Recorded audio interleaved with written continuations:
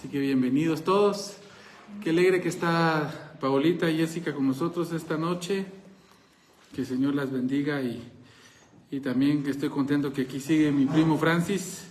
Gracias. Y verlo bastante mejor, bastante contento, gracias a Dios por su vida. Así que gracias damos al Señor también por él, por su vida, Francis.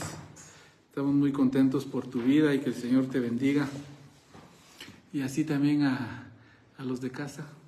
Pues hoy estamos diezmados por la lluvia, pero siempre vemos varios. El hermano Pedrito, la lluvia no nos detiene, ¿va, hermano Pedro? Qué alegre. Ni el calor. Pues sí. Así que vamos a continuar nuestro estudio en la carta a los Hebreos. Hoy nos toca empezar el capítulo 9. Y como les decía yo el martes pasado, el 9 pues es una continuación con algunos detalles adicionales sobre la superioridad del nuevo pacto al pacto antiguo. Y se han visto algunos detalles, la superioridad de Cristo. Desde el 8 venimos viendo la superioridad de Cristo como sumo sacerdote en comparación a los sacerdotes terrenales, y vimos ahí un listado importante de características, también con respecto a el pacto en sí. Y hoy pues vamos a ver algunos detalles con respecto también a la simbología, al templo, también a los instrumentos que habían en el templo. Algunos, ¿verdad?, no se mencionan acá en la carta a los Hebreos con detalle, pero nos hablan también, nos dan mucha luz sobre la superioridad que tiene el nuevo pacto en relación al pacto antiguo. Les hemos dicho, ¿verdad?, que esta es una dispensación diferente, pero eso no quiere decir que no sea un gran plan de Dios, sino es de que como Dios se dio cuenta que no funcionó ¿verdad? Entonces, no, eso no. Es un plan eterno de Dios, en el cual la primera forma en la que trata con los hombres, aunque es diferente, apuntan al perfecto, que es el que viene a continuación. Apuntan al perfecto y son muy diferentes en forma, porque hasta cómo es hacia los gentiles. O sea, usted podía ser creyente en el Dios de Israel en el pacto antiguo, pero usted no pasaba de ir al atrio y tener algunas bendiciones, pero usted iba a ser un creyente diferente, de segunda categoría. No iba a poder gozar de todo lo que gozaba el judío creyente. Entonces, Dios tenía ese plan reservado para alcanzarnos con su misericordia a todos nosotros. Y vamos a ver algunos detalles al respecto, pero vamos a pedirle al Señor que Él nos dirija.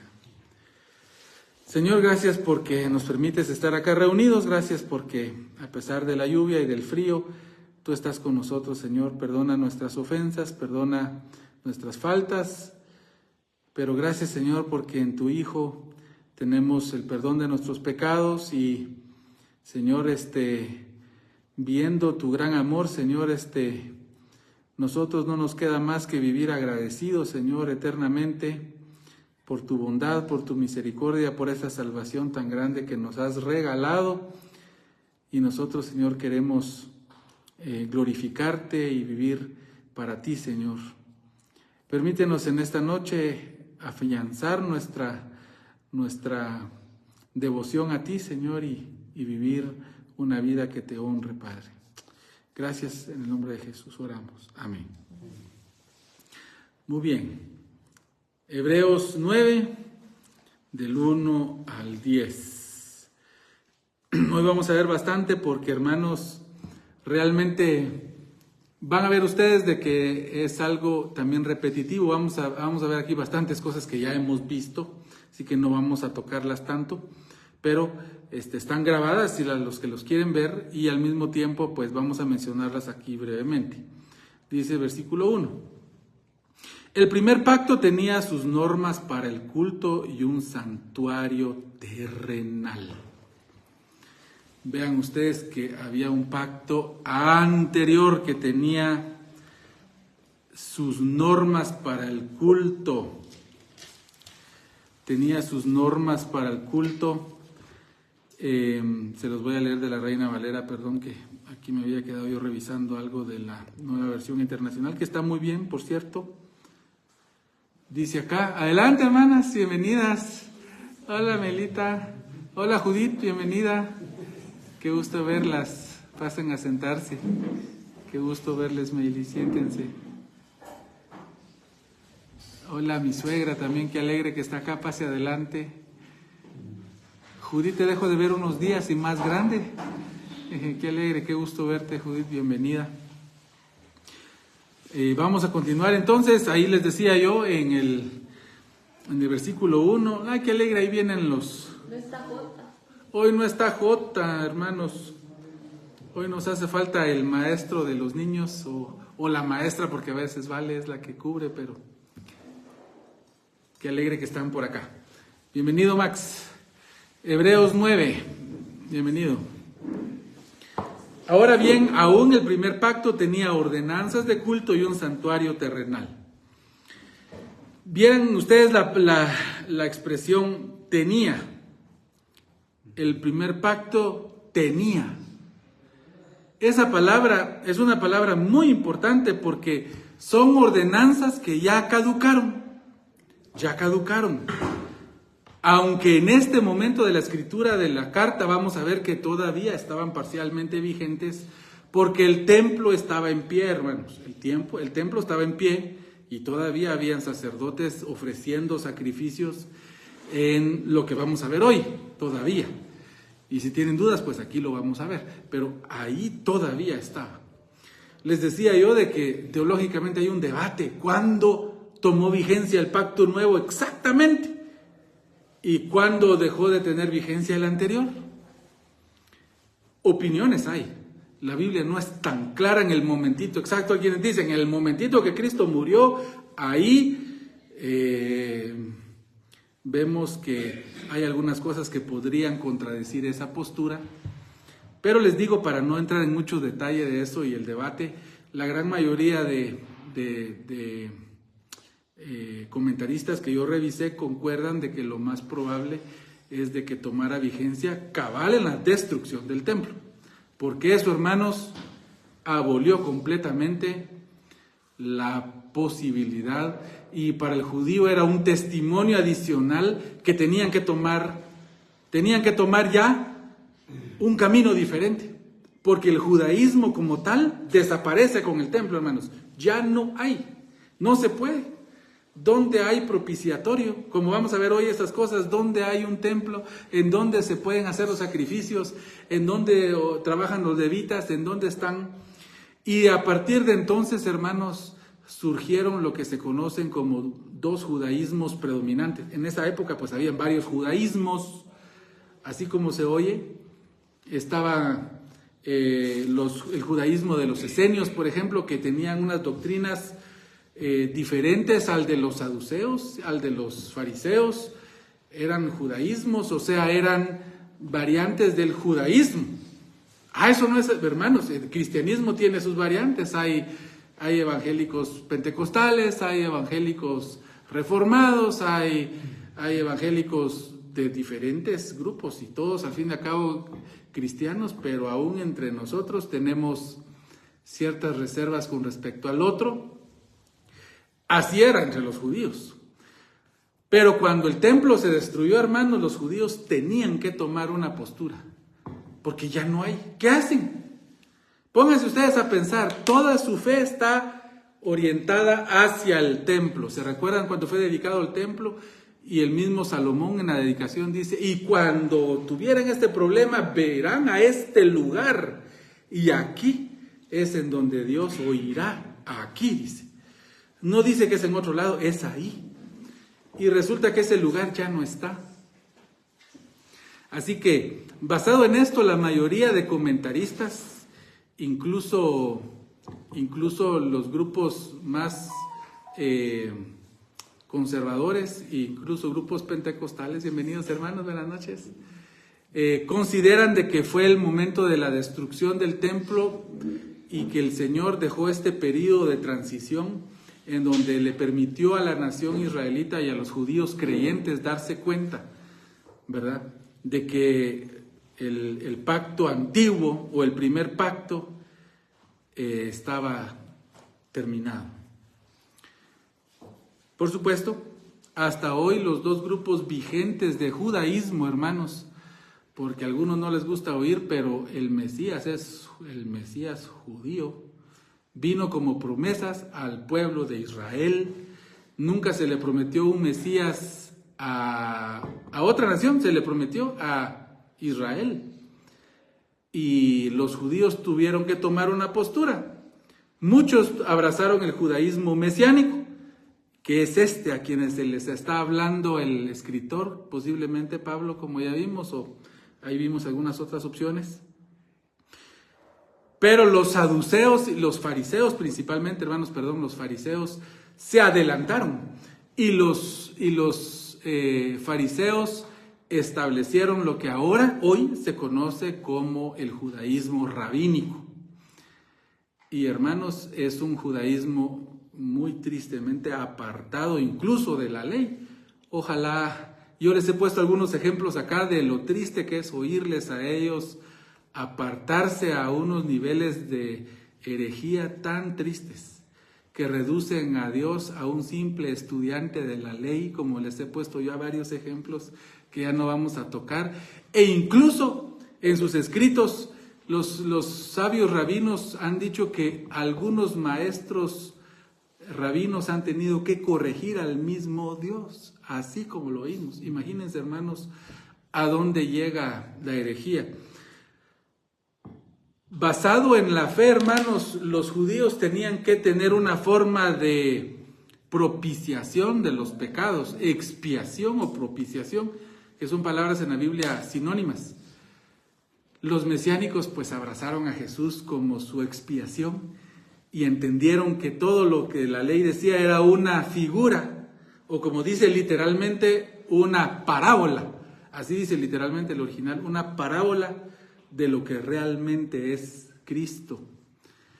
El judaísmo rabínico, hermanos, considera que su expiación es a través de los estudiantes de la yeshiva. Ellos son la expiación por los pecados de Israel. Por eso es de que incluso en la nación de Israel hoy ellos no están obligados a pagar impuestos. El gobierno de Israel les paga a ellos desde niñeras hasta un estipendio porque vayan a orar y se dediquen a orar en favor de los pecados del pueblo. Y ellos creen que ese sacrificio que ellos hacen, por eso ellos pasan ahí horas, hermanos, y no cesan. Hay grupos, hay grupos que salen de la yeshiva, está entrando otro grupo, 24 horas al día. No paran de esta. Ellos consideran que si paran, dejan de ser esa propiciación por los pecados de la nación. Eso es en vez de Jesús. No, pero es en lo que ellos creen, pues, es en vez de su expiación que hacían anualmente en el Exactamente, templo. en lugar del día de la expiación, el día del Kippur o el Yom Kippur, como se le llama hoy, que es cuando se hace la expiación por los pecados del pueblo. Ellos son la expiación, tristemente rechazando a su Mesías que vino por ellos, como dice la carta, como dice el Evangelio de Juan, a lo suyo vino, pero ellos no le recibieron. Como nación no le recibieron. ¿Por qué les digo todo esto, hermanos? Porque esto les va a ayudar a entender más también por qué es tan importante para los judíos en principal. A nosotros nos puede parecer hasta un poquito aburrido recordar que el templo, pero aunque es interesante y nos da muchas enseñanzas, para el judío era trascendental entenderlo. Para el judío decir Jesús es superior al sacerdocio levítico. Pero eso tiene sustento en la ley. Sí, es según el sacerdocio de Melquisedec. Dios les dejó suficiente para que ellos vieran que no estaba jalado de la manga. Aunque Dios pudo decir, hermanos, aquí esto así es ahora y punto. Pero Dios no actúa así. Dios actúa conforme a su propia palabra, porque Dios no se contradice. Entonces, tenían ordenanzas, pero ya caducaron. Por eso dice, aunque el primer pacto tenía ordenanzas, las tenía. Esas ordenanzas estaban, ya no están, o están a punto, como aquí mismo parece sugerir, están a punto de terminar. Y dice, tenían ordenanzas de culto y un santuario terrenal. La palabra terrenal ahí es un santuario terrestre, pero no se refiere a que sea hecho de tierra, hermanos, sino que ahí la palabra griega es la palabra cosmicón, que significa de este mundo, de este cosmos, de este sistema. Hay un santuario en esta tierra. Y sí, oigan, y un santuario terrenal. ¿Cuál santuario? Pues el templo en Jerusalén. Y habían ordenanzas de culto ahí. Versículo 2. Una pregunta. ¿Sí? ¿Qué pasaría si construyeran el templo con todos estos judíos que están en las yeshivas? Pues eso es lo que quieren. De hecho, está hecho todo listo para armar un templo. Ahora, ojo, hermanos, no es la iglesia la que quiera que haya un nuevo templo y que ese templo tenga algún valor en favor de la humanidad. Eso nunca lo ha dicho la iglesia, por lo menos que yo sepa. Son los judíos los que van a tratar de levantar su templo, y es el templo en donde se va a sentar el falso Cristo para que sea adorado por Israel. Ya no estarían ellos orando todo el tiempo la yeshiva. Posiblemente no, porque entonces ya tendrían que reinstituir el judaísmo al estilo levítico. Pero, hermanos, lo que pasa es de que eso no tendrá vigencia. Eso no tendrá vigencia. La salvación para el judío hoy sigue a través de Cristo. El judío debe ser salvo a través de Cristo. Y nosotros sabemos también por otras enseñanzas que el Señor vendrá por los judíos y ellos van a creer en Él y van a ser salvos. Según la profecía, va a ser 1/3 de la nación de Israel la que van a aceptar al Mesías. Cosa que no ha pasado en la historia. 1/3 de la nación de Israel no ha creído en el Mesías. Y 2/3 van a perecer. Uno entiende cómo, bueno, vean cómo es el estado de... Y pareciera ser interesante porque según las estadísticas que estaba revisando, no necesariamente estoy diciendo que así sea, pero solo para tener una idea, solo un 22 o 23% de los judíos israelitas son creyentes en el Dios de Israel. El resto son ateos. O sea, dentro de los israelitas como raza, la mayoría de gente son ateos. Solo para que tengan una idea, ahorita el 1.5% de judíos son creyentes en Jesús, pero 1.5 hoy es mucha gente. Eso no había pasado en la historia también. Eso no había pasado en la historia. Al punto que hay por lo menos 2 universidades cristianas en Jerusalén hoy, en Israel. Y una de esas hermanas... Buenas noches, Margarita, adelante. No tenga pena, Margarita. Qué alegre que vino. Qué alegre. Bienvenida. No tenga pena. Qué alegre que estén acá, Margarita. Hebreos 9, versículo 2. Entonces, podemos hablar un poco, pero tendríamos que especular qué exactamente va a pasar, no sé. Ahora, sí, hermano Pedrito. Sobre el versículo 1, ¿verdad? Sí. Ahora, digamos, en estos tiempos, al oír la palabra culto, no pensamos, ¿verdad? Cantos y todo, ¿no? Pero Sí. yo pienso que había una diferencia entre este culto que menciona aquí y los cultos que se hacen ahora, no sé. Sí, hermano, sí. Estos son ordenanzas de un culto correspondientes a, como dice ahí, al primer pacto. Y aquí nos va a dar un listado de cosas que más o menos nos orientan a qué hacían en ese culto, aunque podemos ir con gran detalle a verlo en Éxodo, es donde está más, en Éxodo y Números es en donde está con más detalle, cómo era ese culto. Y dice el 2, porque el tabernáculo estaba dispuesto así. El tabernáculo estaba dispuesto así. En la primera parte llamada el lugar santo, estaba el candelabro, la mesa y los panes de la proposición. El candelabro, hermanos, según Éxodo 25, el 31 al 39, este es el candelabro de 7 brazos. Este es el candelabro de 7 brazos. Estaba forjado en oro puro, a martillo, y así fueron las instrucciones que dieron. Era el candelabro con 3 brazos hacia cada lado. Y eso habla, hermanos, sobre la perfección de Dios. Acuérdense que el número 7 representa la perfección de Dios. Y en esta primera parte estaba el candelabro, martillado, hermanos, labrado a martillo y de oro puro. Y dice ahí también, esa es la primera parte en el lugar santo. Ustedes se recordarán que el templo estaba dividido en esos 2 principales. La primera parte, el lugar santo. Ahí también estaba la mesa y los panes de la proposición. La mesa, hermanos, era una mesa de madera de acacia. Y esa, hermanos, estaba también cubierta de oro puro. Y en esa mesa se ponían los panes de la proposición. Panes de la proposición eran los panes de la presentación, también se le puede llamar. Se presentaban delante de Dios. Delante de Dios. Eran 3 panes y esos se presentaban delante de Dios en esta mesa. Eso estaba en el lugar santo. Vean cómo es este culto, para que vayan viendo de cómo se trataba este culto. Dice los panes de la proposición, versículo 3. Tras el segundo velo estaba la parte del tabernáculo llamada el lugar santísimo. ¿Se recuerdan ustedes que había un velo? ¿Se recuerdan qué le pasó a ese velo cuando el Señor murió? Se rasgó.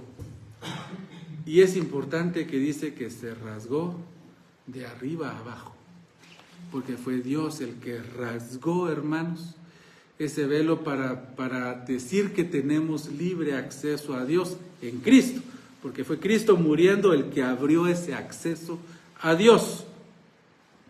Versículo 4. Una pregunta. Sí. ¿Qué dirán los judíos cuando ven que ese velo se rasgó? Porque ellos sabían que ahí estaba la presencia de Dios y que Dios no iba a permitir que eso se destruyera. O sea, tuvo que ser Dios el que lo rasgó. Sí. ¿Cómo lo ven ellos? Porque no lo ven que está...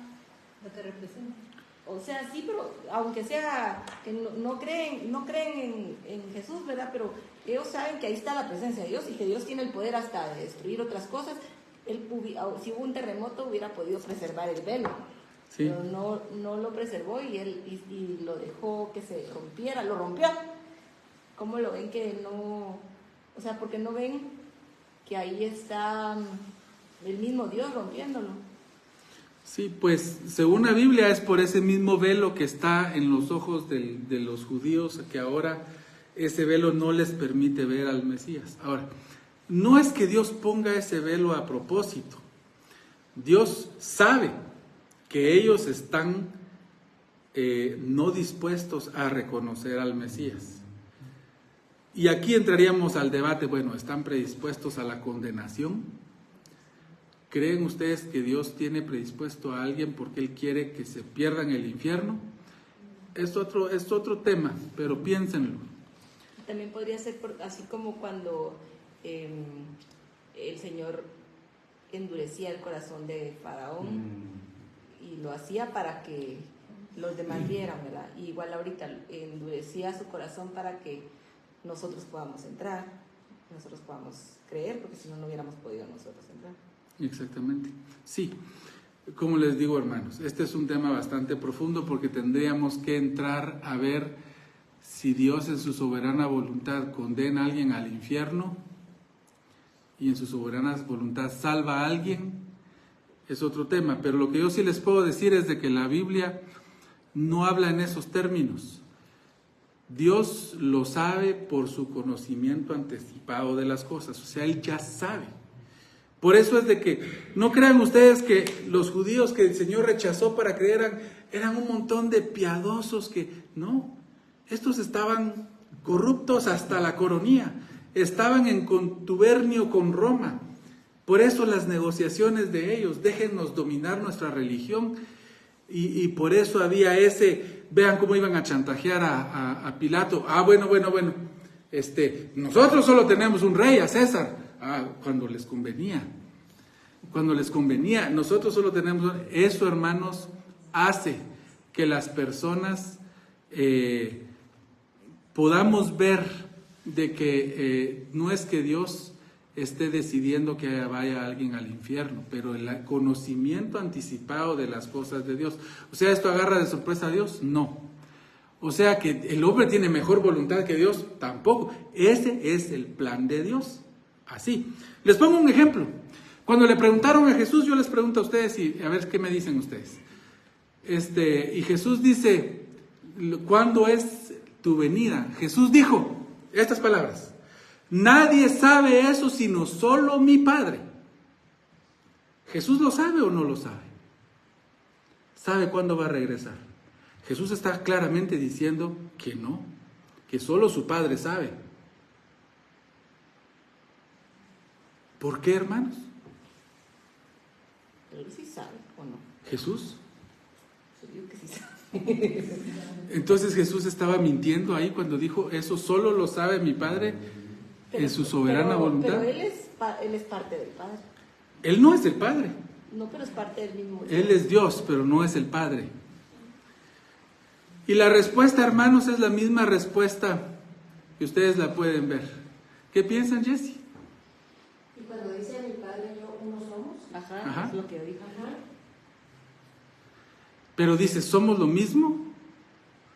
Porque mi esposa y yo somos uno, pero ¿somos lo mismo? O sea, ¿Cristo es el Padre? ¿El Hijo es el Padre? Es Dios, pero estamos hablando de Padre. Pero no podemos decir que no es el Padre, Que no es parte de... que no es parte, ajá, o que no es lo mismo. Porque en la Biblia nos dice que la esencia es lo mismo. O sea, que el Padre murió en la cruz.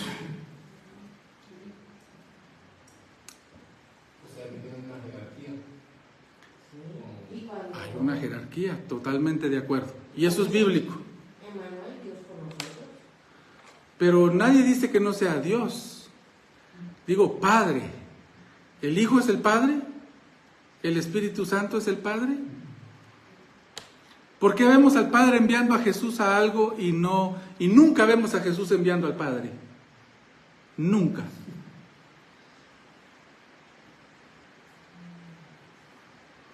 No, hermanos, tenemos que revisar nuestra teología porque el Padre, el Hijo y el Espíritu Santo no son la misma persona.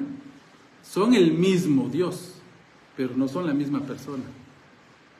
No son la misma persona. Son el mismo Dios. Entonces él no sabe. Es un solo Dios. Jesús no sabe de su regreso. Ahora, ¿cómo? ¿Cómo, hermanos? Les voy a explicar cómo sencillamente. No es de que Jesús no sepa porque Él no tenga la capacidad. Es porque Él voluntariamente renunció. Como ejemplo a nosotros, hermanos, de sometimiento al Padre. ¿Se recuerdan todos los ejemplos que hemos estado hablando de aquel hijo que es dueño de una empresa, es el heredero de la empresa? Piensen ustedes en un padre que es dueño de una empresa. Y el hijo ya es el dueño, porque es el hijo, es el único hijo y él lo va a heredar. Pero el hijo dice, papá, yo quiero ir a la empresa, trabajar en la empresa, trabajar a la par de los conserjes, trabajar después con las secretarias. Y el padre le dice, y él, hermanos, decidió, él podría llegar a la hora que se le dé la gana, pero él se propuso acercarse a cumplir sus horarios. ¿Para qué? Porque ese es el ejemplo más grande que el hijo de una empresa le puede dar a los trabajadores. Si hasta el hijo se somete al dueño de la empresa, ¿cómo no yo que soy un simple trabajador? Hermanos, no estamos diciendo que Cristo sea menos que el Padre. Estamos diciendo que Cristo es tan humilde. Dice que se hizo obediente. ¿Qué significa entonces que se hizo obediente? ¿A quién? Díganme, hermanos, si es la misma persona que el Padre, obediente, ¿a quién se hizo Cristo? Y al Padre, exactamente. No tengan pena. Y no estamos haciendo menos Dios al Señor. Estamos, ¿sí, Meilita?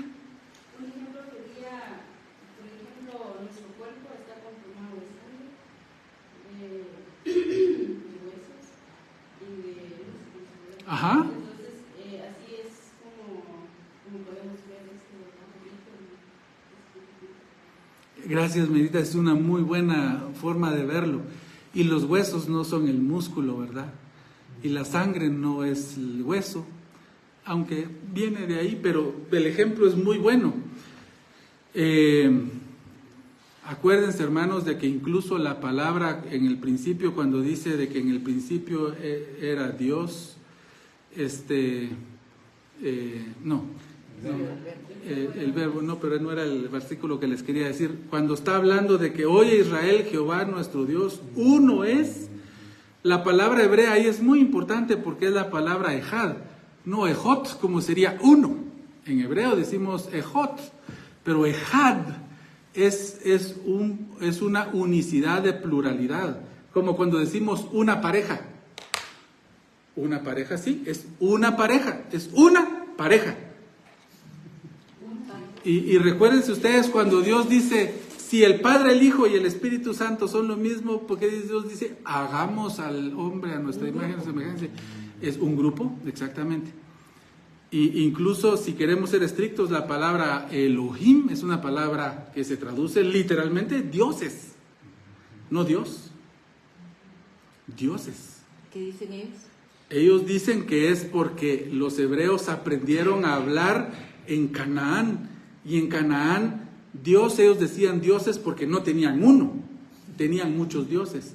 Entonces Israel no tenía dioses como los cananeos, sino tenía un dioses. Los dioses de Israel son uno, mientras que los dioses de Canaán eran muchos. Nuestro Dios son 3 personas diferentes. El Padre no murió en la cruz, hermanos. El Espíritu Santo, ¿a quién le dijo el Padre? Padre, no me abandones. ¿Por qué me has abandonado? Pero tienen razón, no estamos diciendo que sea otro Dios, es el mismo Dios. Y esa pluralidad en uno es difícil de entender, yo lo entiendo.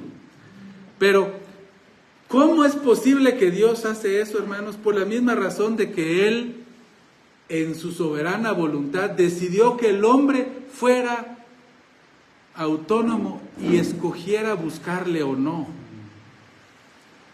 Y esa es una decisión de Dios. Pero Dios ya sabe el fin mío. Para Dios es un eterno presente.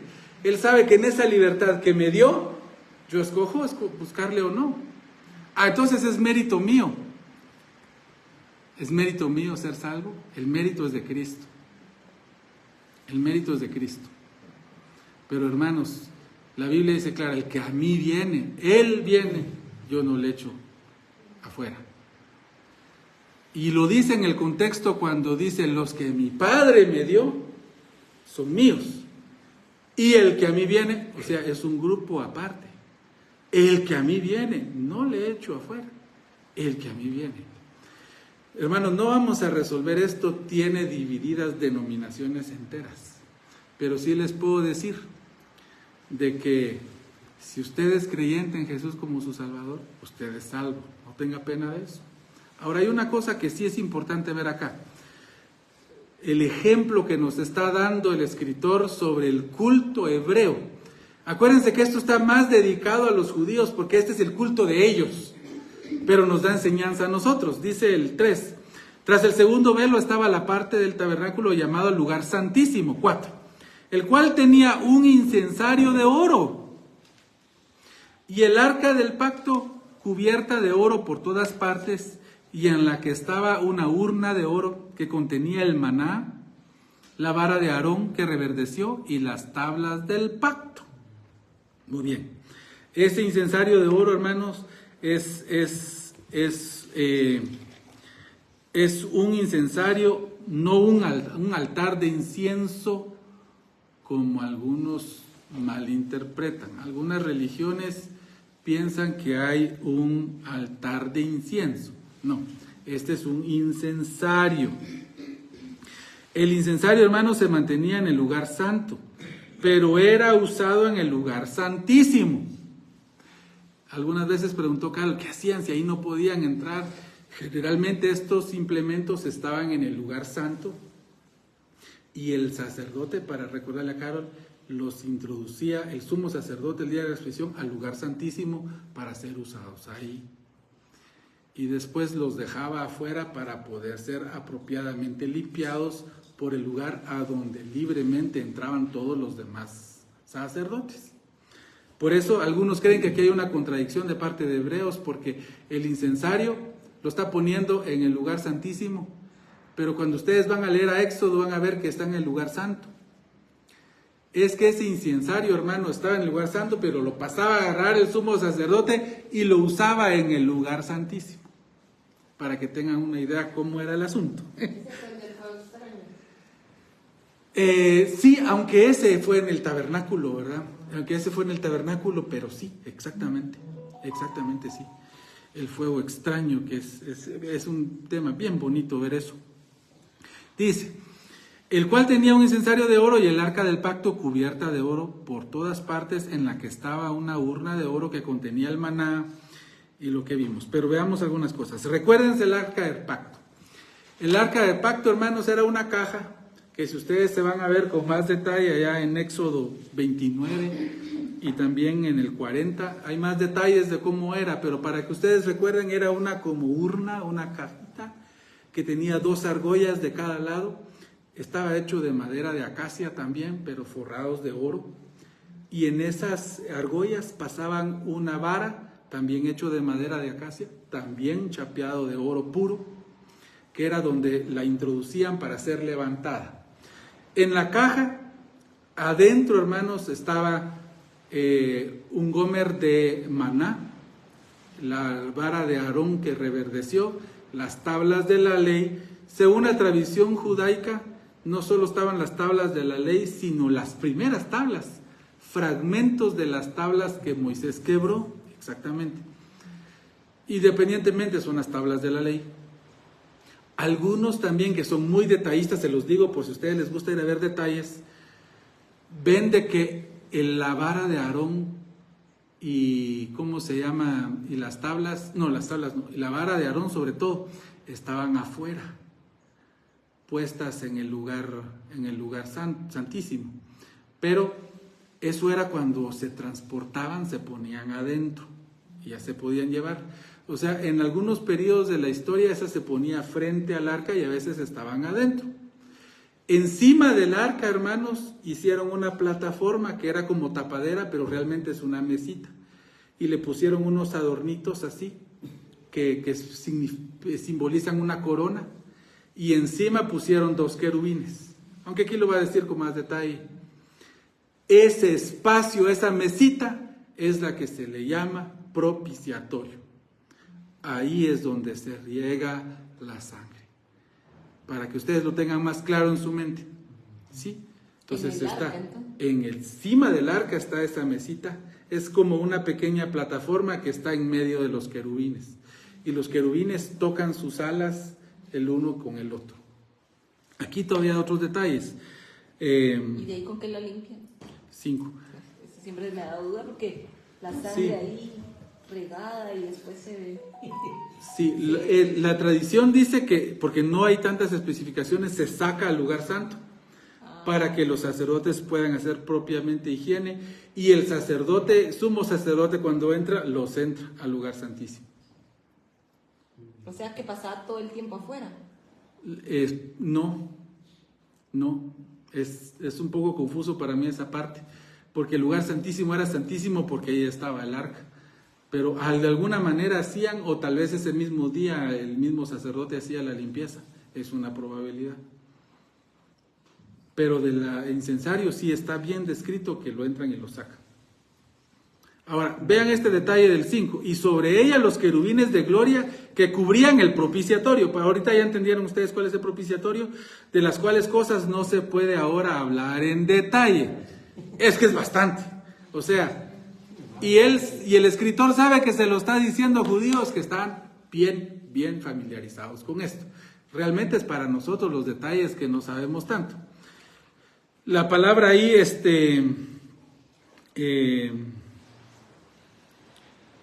el propiciatorio, hermanos. La palabra propiciatorio, o es la palabra también, que significa lugar de expiación. Se puede llamar así, lugar de expiación. ¿Por qué, hermanos? Porque ahí era el lugar en donde estaba simbólicamente la presencia de Dios, las tablas de la ley, hermanos, las tablas de la ley que condenan al creyente, condenan al judío y al creyente por sus obras malas. Pero ahí caía la sangre del Cordero, hermanos, y entonces Dios decía, están perdonados. Todos, no tan todos como vamos a ver acá. Vamos a ver unos detalles de esto. Espero que no se vayan a confundir. Pero muchos más detalles, por ejemplo, el candelabro, hermanos, ustedes van a ver, estaba hecho con una primorosidad impresionante. Dios diseñó hasta qué dibujitos de manzanas tenía que llevar, de árboles de oliva, de trigo, cómo tenían que ser. O sea, no eran unos palitos así, no, tenían un ornamento especial dictado por Dios. Y se recuerdan que cuando estudiamos que el santuario celestial realmente era el modelo real de la copia que se hizo acá en la tierra. Por eso al final de este capítulo le dice Dios a Moisés, y harás todo conforme al modelo que se te mostró en el monte. O sea, a Moisés se le mostró cómo estaba ese modelo, y ese es el que él describió para que fuera replicado. Entonces, y dice el versículo 6, y así dispuestas estas cosas, en la primera parte del tabernáculo entran los sacerdotes continuamente para cumplir los oficios del culto. De hecho, la palabra continuamente significa sin restricción. Ahí los sacerdotes, no el sumo sacerdote también, obviamente, pero pueden entrar sin restricción al lugar santo. Ahora, dice el 7, pero en la segunda parte, solo el sumo sacerdote una vez al año, no sin sangre, la cual ofrece por sí mismo y por los pecados de ignorancia del pueblo. Miren, hermanos, eso ya lo estudiamos bastante cuando estudiamos que el sacerdocio levítico es inferior al sacerdocio de Cristo. Lo pueden ir a ver. Pero lo que está diciendo aquí, hermanos, es de que este sacerdote humano necesitaba hacer un sacrificio por sí mismo antes y después hacía por el pueblo. Porque él también necesitaba perdón de sus pecados. No así nuestro sacerdote, sumo sacerdote, que no necesitó un sacrificio por sus pecados porque él es puro, sin pecado. Versículo 8. Dando el Espíritu a entender con esto que aún no se había manifestado el camino del lugar santísimo, entre tanto que la primera parte del tabernáculo estuviese en pie. Vamos a conectar estas dos cosas para que vean a qué se refiere. Primero, vea que se ofrece por los pecados de ignorancia del pueblo. ¿Qué quiere decir pecados de ignorancia, hermanos? Que no sabían que estaban pecando. O sea, que mintieron y dijeron, ay, no. No, porque ese no es de ignorancia. Exacto. Entonces, la mentira no cabe como un pecado de ignorancia. No. Interesante, hermanos, de que la palabra ignorancia no se refiere únicamente al no conocer algo, sino también al haber sido incapaz de poder hacerle frente a una prueba. Por ejemplo, usted puede estar en un examen, por ejemplo, y en el examen usted le estudió y usted sabe, y de repente, ahí con los nervios, ¿cómo era la capital de Canadá? La capital de Canadá era Oslo. Usted puso Oslo cuando la capital es Ottawa, ¿verdad? Ustedes saben muy bien. Pero Oslo, ¿ese es un pecado de ignorancia? No, ese es un pecado de debilidad, pero se tradujo como de ignorancia. ¿Por qué? Porque había una batalla de parte del creyente por sí pasar su prueba. Sí quería pasar su prueba. A la mera hora perdió la batalla. Puede ser contra su carne, con la tentación, puede ser con... Pero había un deseo de sí pasar la prueba. Se presentó al examen. Aparte, hermanos, es la persona que rebeldemente peca. Ese no es el que pecó, fallé, Señor, perdóname, yo caí en esta tentación X. No, el de pecado de rebeldía, hermanos, es el pecado en el que la persona no le importa. Dios dice, no, que Dios diga lo que quiera. Yo me regreso a Egipto. Y con un propósito les estoy recordando eso. Porque vamos a ir a ver el ejemplo claro de esto que se viene hablando. Pecado de ignorancia, hermanos, no se refiere a que usted ignora. Porque incluso ignorar o no saberlo le era pecado al judío. El judío tenía que sabérselo. O sea, estaríamos contradiciendo. Ese ya sería el primer pecado, no saber lo que dicen las 613 leyes. Había que saberlas. O sea, no se refiere a, yo no sabía que no se roba, perdón, ahora que ya sé que no se roba, ya no voy a robar. No se refiere a ese tipo de pecados. Se refiere, hermanos, a alguien que dice, yo robo, y al que Dios diga que se roba, a mí no me importa. Y voy a tratar de salirme con la suya. Pero ese no es de la ignorancia. No, este no es de la ignorancia. Ese es el que peca con soberbia. Para ese no hay sacrificio, hermanos. No hay sacrificio. Lo que hacían era ser cortado de Israel. Ser cortado. Vean acá. Y les quiero decir que el ejemplo, ¿se recuerdan ustedes que ya vimos el ejemplo anterior? Fue el que recogía leña en el día de Shabbat. Porque alguien tan bonito que es señalar a alguien que comete aquellos pecados tan escandalosos que yo sí no hago. Aquel que se queda tirado en la calle, ¿verdad? Ese es el pecado de rebeldía y de soberbia. El ejemplo que nos ponen en Números es de aquel hombre que fue a recoger leña en el día de reposo. Y lo peor, lo hizo sabiendo claramente que no había que hacerlo. A la vista de todos, ¿a mí qué me importa? Y fue a recoger leña. Y la respuesta de Jehová, ¿cuál fue? ¿Se recuerdan? Muera irremisiblemente. Porque ese es el castigo para alguien que peca, hermanos, con soberbia. Ahora, ojo, no están diciendo que él no sea un salvo. No está diciendo que está condenado al infierno. Están diciendo que él ya no tiene perdón. Dios ya no le perdona el acto. O pueda que le perdone el acto, pero ya no le perdona la vida. ¿Cómo así? Bueno, hay ejemplos claritos, gracias a Dios. No crean ustedes que me lo estoy jalando de la manga. Vamos a verlos al final cuando juntemos algunas cosas.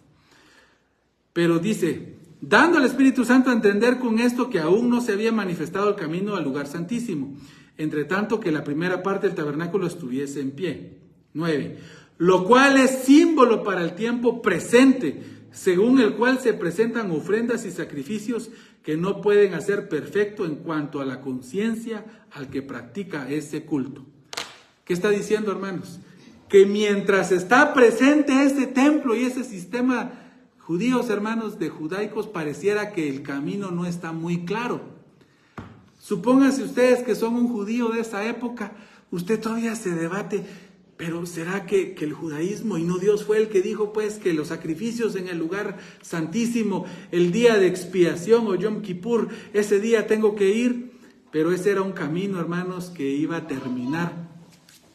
Al ya no haber templo ni lugar santísimo, ya todo apunta que lo único que queda en pie es la fe en Yeshua, o sea, en Jesús, el Mesías creyente, el Mesías cristiano.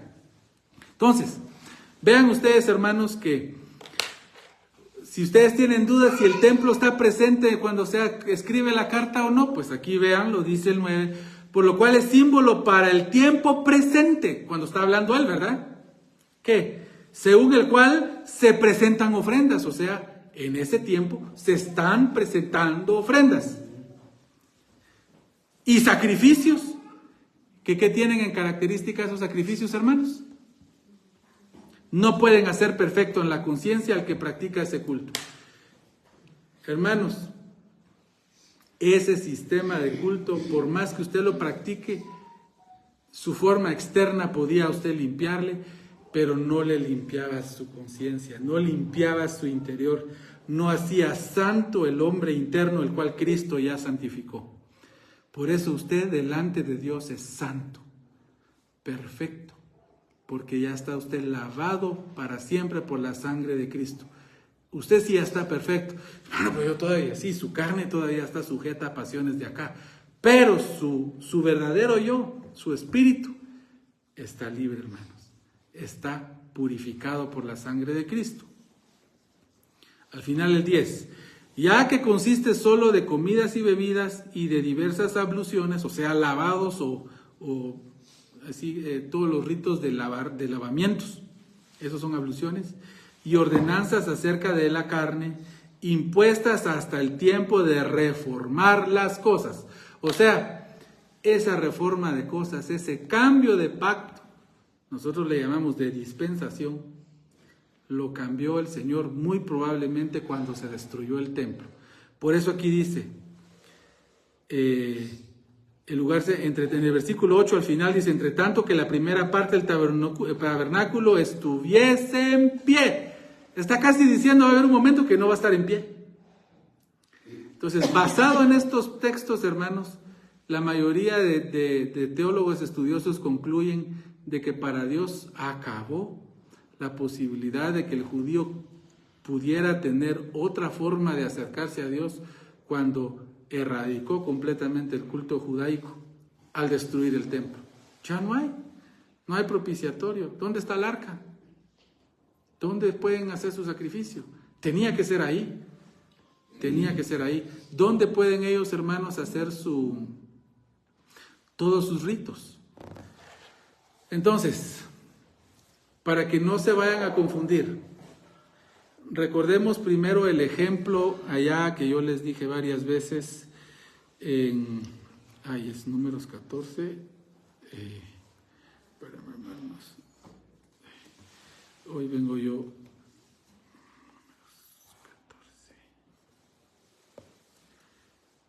Sí, Números 14.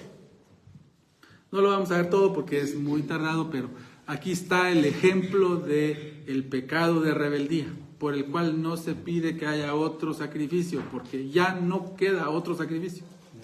¿Cuál es? Recuérdense ustedes, el capítulo 14 de Números es el que pasa inmediatamente después de que los espías fueron a la tierra prometida. 10 vienen diciendo, allá nos van a aplastar. Son gigantes, no podemos, nos vamos a morir. Y 2, ¿se recuerda quiénes eran? Josué y Caleb, muy bien, dijeron, es cierto, hay gigantes, pero con Jehová podemos, porque la tierra es buena y sus promesas nosotros las creemos. Entonces, ¿pero qué dijeron los israelitas cuando oyeron a los 10? Dice el 11, entonces toda la congregación gritó y dio voces, y el pueblo lloró aquella noche, y se quejaron contra Moisés y contra Aarón todos los hijos de Israel, y les dijo toda la multitud, ojalá muriéramos en la tierra de Egipto, o en este desierto, ojalá muriéramos. ¿Y por qué nos trae Jehová a esta tierra para caer a espada y que nuestras mujeres y nuestros niños sean por presa? ¿No nos sería mejor volvernos a Egipto? Y decía el uno al otro, designemos un capitán y volvamos a Egipto, volvamos al mundo. Es una rebeldía directa contra Jehová. Y aquí hay un montón de más cosas, pero les voy a resumir. Se recuerdan de que Josué y Caleb se arrodillaron y le pidieron a la multitud que cambiara y empezaron ellos a hablar de apedrearlos. Cuando la presencia de Jehová cayó en una nube, versículo 10, se mostró en el tabernáculo de reunión a todos los hijos de Israel. Y Jehová dijo a Moisés, ¿hasta cuándo me va a irritar este pueblo? Hasta cuanto no me creerán con todas las señales que he hecho en medio de ellos. Yo los heriré de mortandad y destruiré, y a ti te pondré sobre gente más grande y más fuerte que ellos. Muy bien. Ahí vemos una oración de Moisés intercediendo por ellos. Ahora, ¿ustedes creen que esa oración de Moisés es la que convenció a Jehová de lo que va a decir a continuación? No. Pero yo creo que Jehová ya sabía esta oración. Dice el versículo 20, para que vean al final.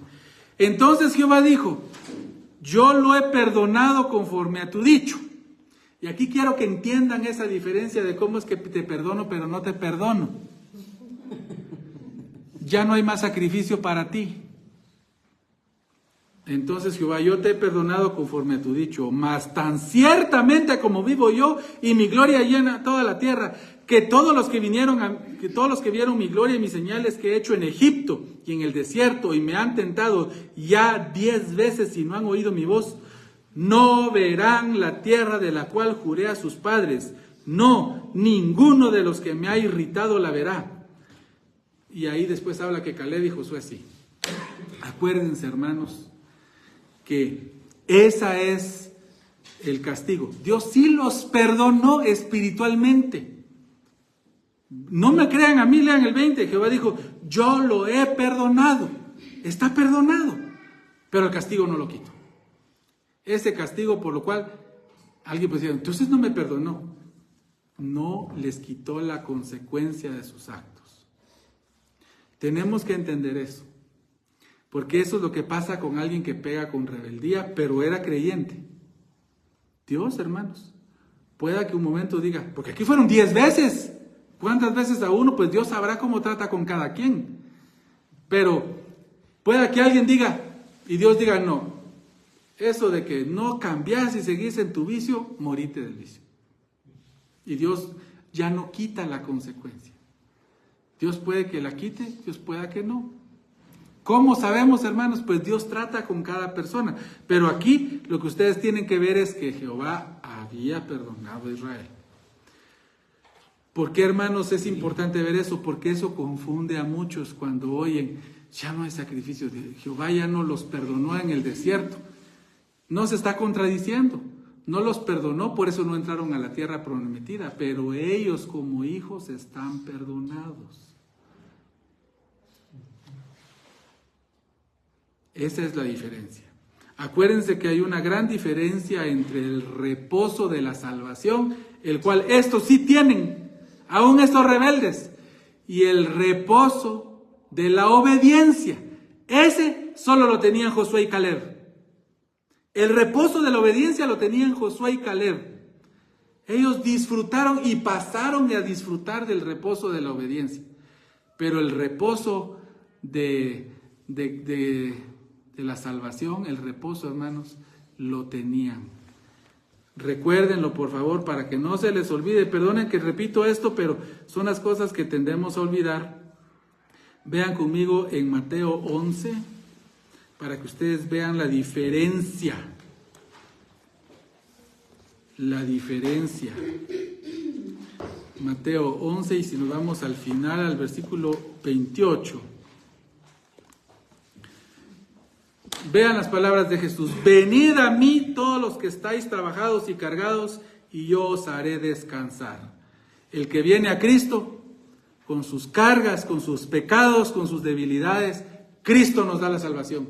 Cristo nos da el reposo de la salvación. Él nos lo da, hermanos. El que viene a Cristo tiene el reposo de ser salvo. Por eso es una buena noticia el Evangelio. Pero la segunda parte, noten el 29. Llevad mi yugo sobre vosotros y aprended de mí, que soy manso y humilde de corazón. Y aquí está la palabra clave. Y hallaréis reposo, descanso. Ahí la palabra es reposo también. Reposo o descanso para vuestras almas. El reposo de la obediencia. ¿En qué hay que obedecer? En que llevamos el yugo de Cristo, o sea, lo que Él pide de nosotros. ¿Es un yugo? Sí, pero como Cristo dice, es ligera mi carga. Aquí lo dice al final, en el 30, porque mi yugo es fácil y ligera mi carga. Pero es carga. Hay que obedecer, hay que hacer lo que Él pide. Y dice, aprended de mí, las dos cosas. Imitemos a Cristo.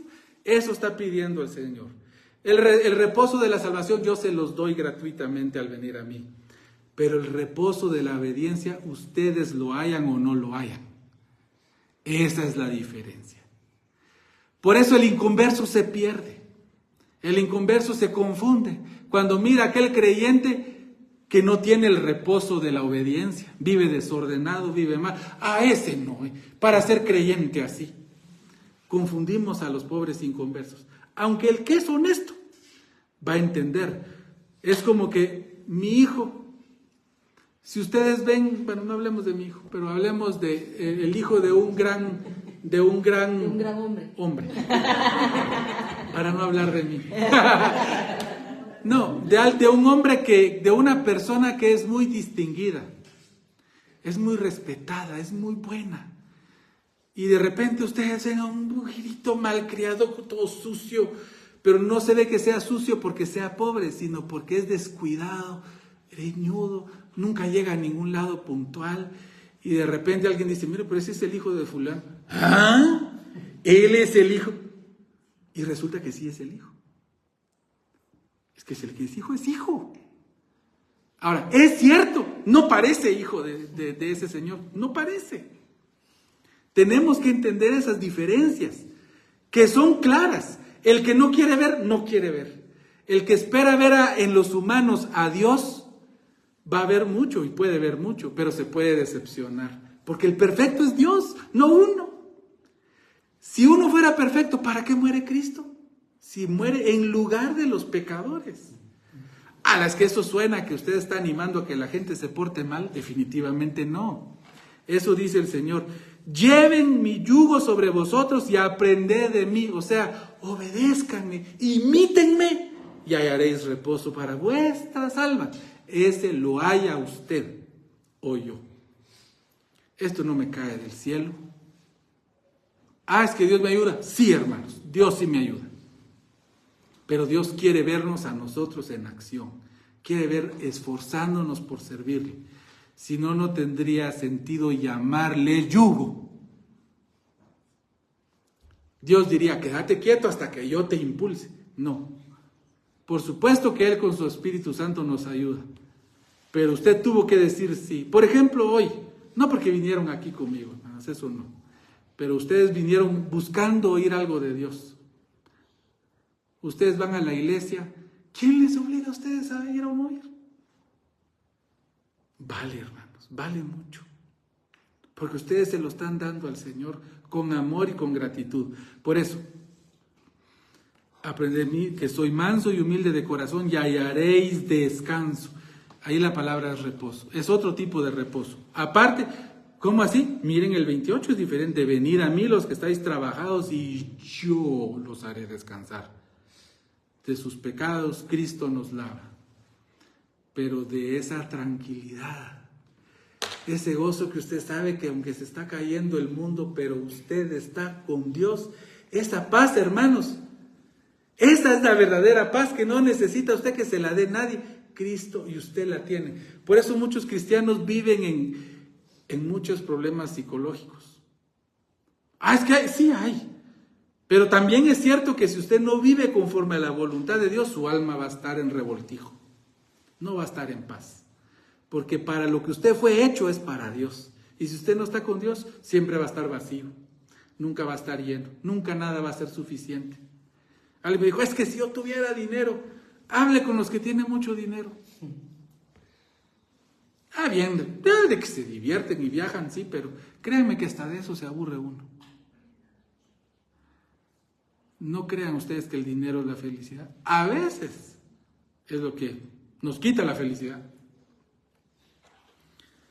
30, porque mi yugo es fácil y ligera mi carga.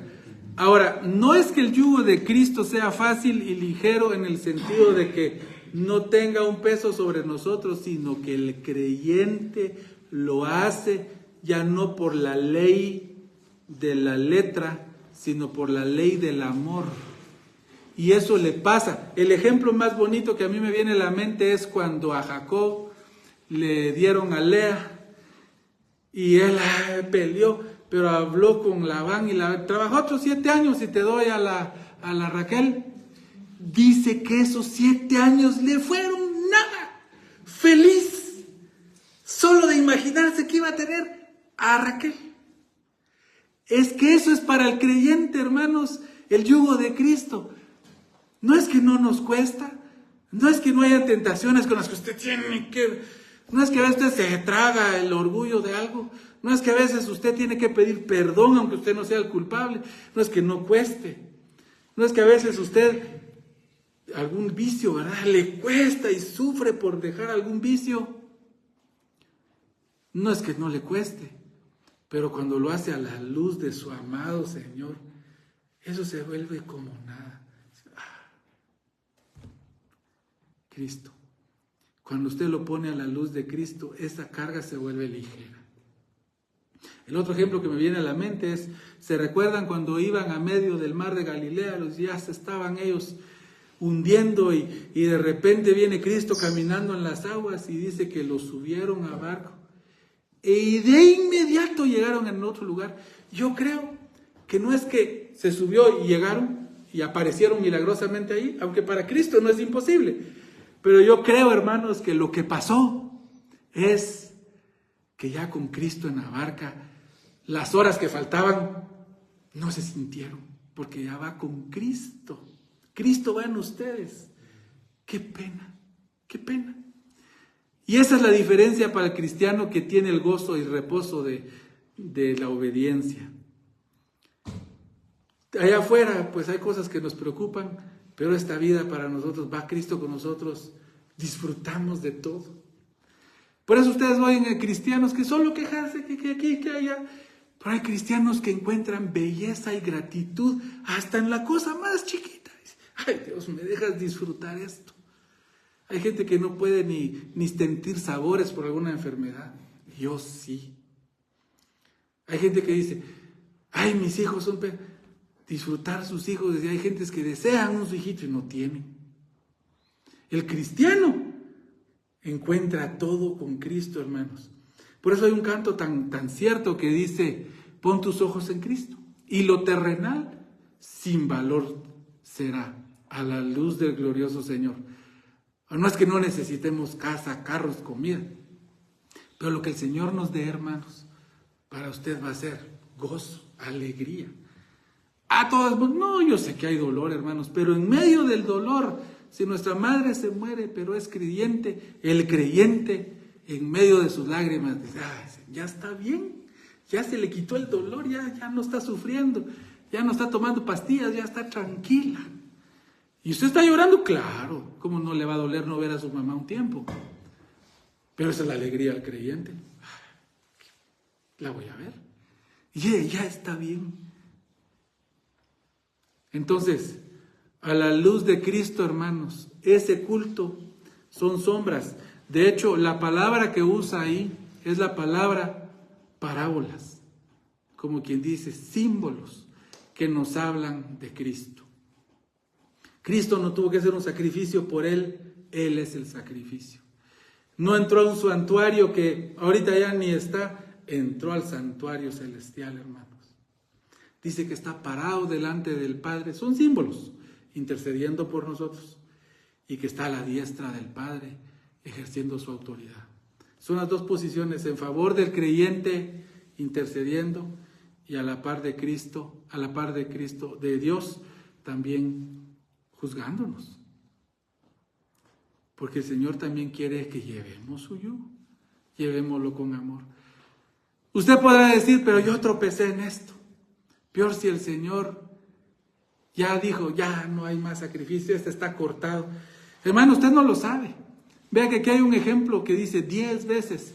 No le estoy diciendo que usted diga, bueno, ya va una, me faltan 10. No, lo que estoy diciendo, hermanos, es que Dios trata con usted las veces que sean necesarias. Y uno dice, la muerte fue el final. Pues es el final aquí, pero es la puerta de vida eterna, no olvide eso. Para ustedes la muerte no es el tan de la canción, solo es el siguiente movimiento y el verdadero y el más hermoso, con Cristo para siempre. Entonces, hermanos, lleven en su corazón esto y vamos a tener una oración y de ahí nos vamos a tomar nuestro tecito. Los que ya se lo tomaron, pues ni modo. Pero Y por favor, si quieren tener alguna participación, pero vamos a dar aquí algunos saluditos a algunas personas que nos vieron. Mayra Matías, gracias Mayrita por tus saludos. También Manuel Hernández, ¿qué tal Manuel? Gusto saludarte.